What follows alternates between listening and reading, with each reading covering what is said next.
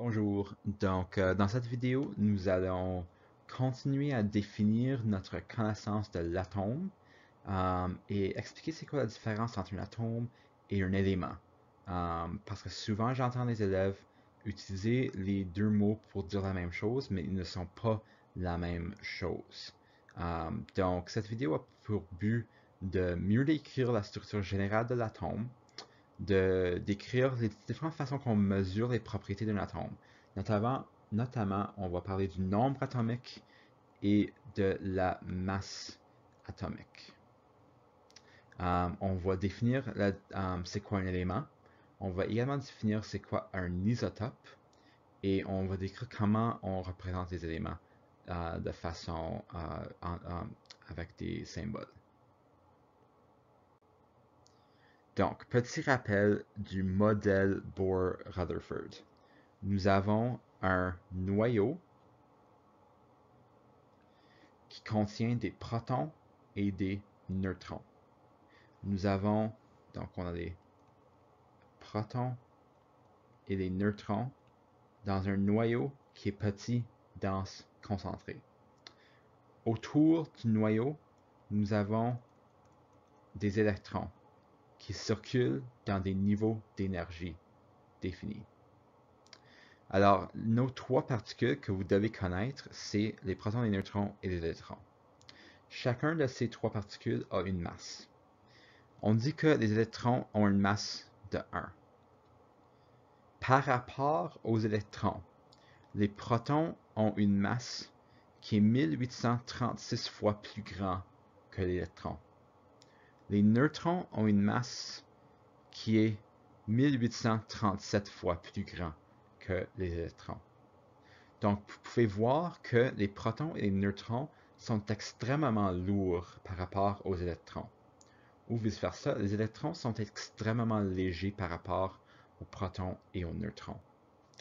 La conséquence de ceci, c'est que presque toute la masse d'un atome est attribuée aux protons et aux neutrons, et donc presque toute la masse d'un atome se retrouve dans le noyau.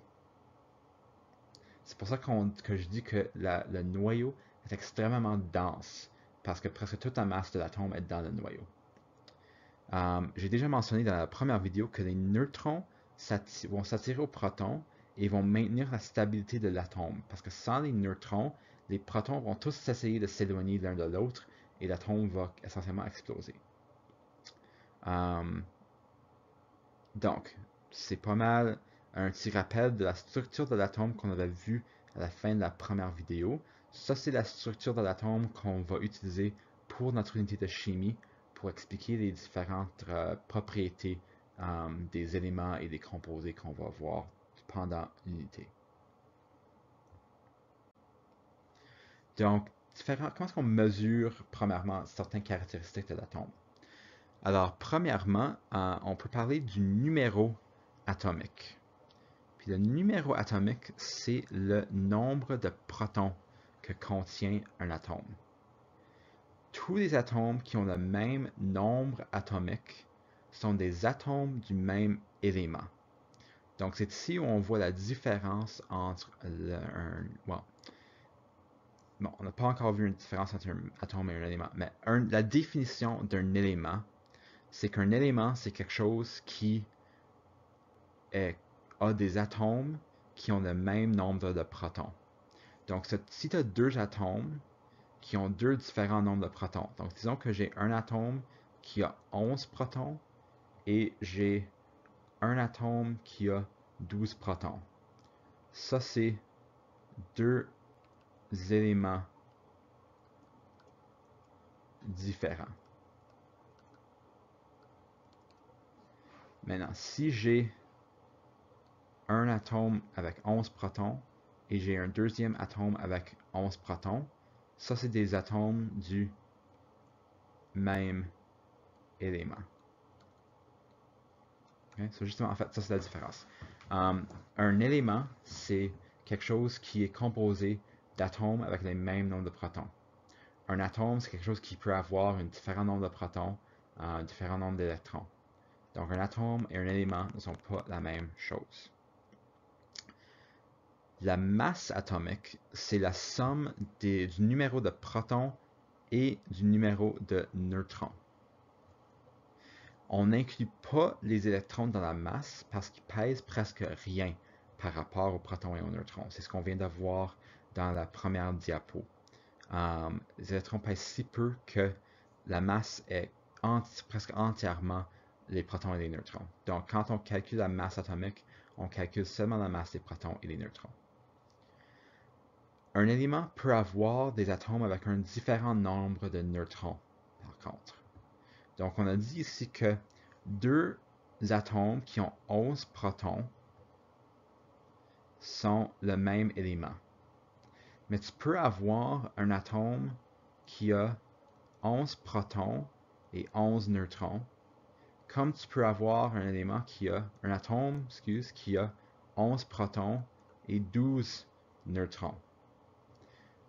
Ces deux atomes sont le même élément, mais on les appelle des isotopes de l'élément. Deux isotopes d'un élément sont deux atomes qui ont un différent nombre de neutrons, mais le même nombre de protons. Ça, c'est des isotopes. Les isotopes, c'est un concept qu'on va explorer davantage dans le cours de chimie 11e, mais je veux quand même l'introduire cette année pour que vous soyez familier avec le vocabulaire déjà. Donc, on a le numéro atomique, qui est le nombre de protons, la masse atomique, qui est la somme entre des nombres de protons et des nombres de neutrons.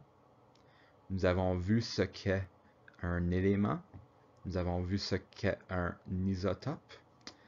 Et une dernière chose que je veux mentionner, c'est que le nombre d'électrons sera toujours égal au nombre de protons.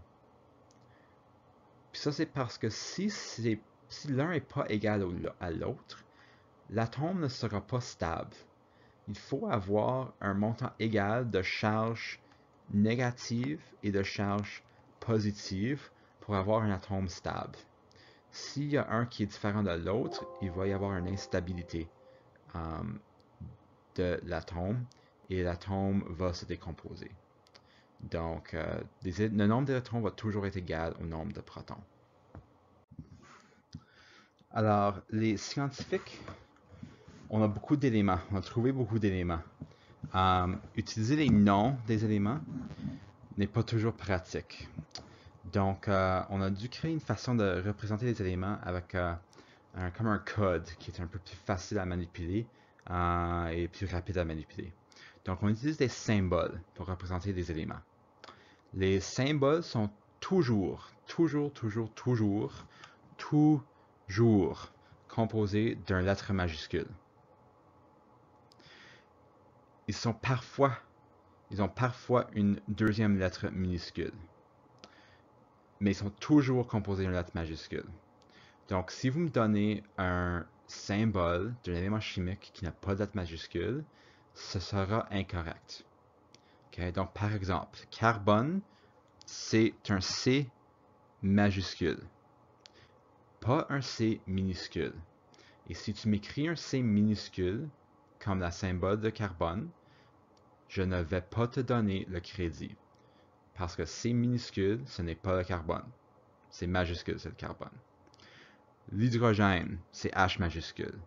L'hélium, c'est H majuscule, E minuscule. Parce que, évidemment, H majuscule est déjà pris par hydrogène. Donc, il faut pour différencier hélium d'hydrogène, on a ajouté un E minuscule après le H majuscule.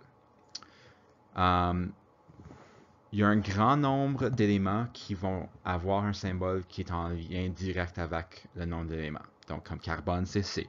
Hydrogène, c'est H. Il y a des éléments, par contre, où la lettre ne semble avoir rien à faire avec le nom. Par exemple, potassium. Le symbole de potassium, c'est K. Pourquoi? Il se peut que le nom latin de potassium commence avec un K. Des fois, les symboles ont été... Parce que les symboles, en particulier pour les éléments qui existent depuis ou qui ont été découverts il y a longtemps. Les symboles font référence à leur nom dans une différente langue, dans une langue ancienne. Par exemple, le plomb. Le plomb, le symbole, c'est Pb. En anglais, le nom du plomb, c'est lead. Donc, c'est pas de l'anglais que vient le symbole Pb. En fait, c'est même pas du français. Donc oui, le nom en français du plomb, c'est POLMB. C'est plomb, il y a quand même une liaison directe, mais c'est pas du français que vient le Pb. Le Pb vient du latin. Parce que le nom latin du plomb, c'est plumbum. Et le Pb vient de plumbum. C'est de là d'où vient le Pb. Donc, chaque élément a un symbole. Vous allez bien connaître dans ce cours les premiers 20 éléments qui ont été découverts, les premiers 20 éléments, pas qui ont été découverts, mais qui sont sur notre tableau périodique. Éventuellement, le plus que vous faites la chimie, le plus que vous allez mémoriser, savoir par cœur les symboles. Mais ce ne sera pas nécessaire de mémoriser les symboles pour ce cours. Quand on écrit les symboles, on les écrit souvent avec le nombre de masse et le numéro atomique à côté. Donc, on va retrouver la masse en haut à gauche et le numéro atomique en bas à gauche. Donc, par exemple, si j'écris carbone, carbone serait 12, 6. Parce que carbone est le numéro 6, carbone a 6 protons. Et carbone a une masse de 12. La somme des protons et des neutrons de carbone est 12. Donc, dans la prochaine série, dans le prochain module, on va mieux être capable de décrire, on va explorer le tableau périodique et son organisation, explorer comment ces électrons, protons, neutrons sont organisés. Mais je voulais que vous soyez capable de reconnaître les symboles et ces différentes propriétés déjà avec les symboles.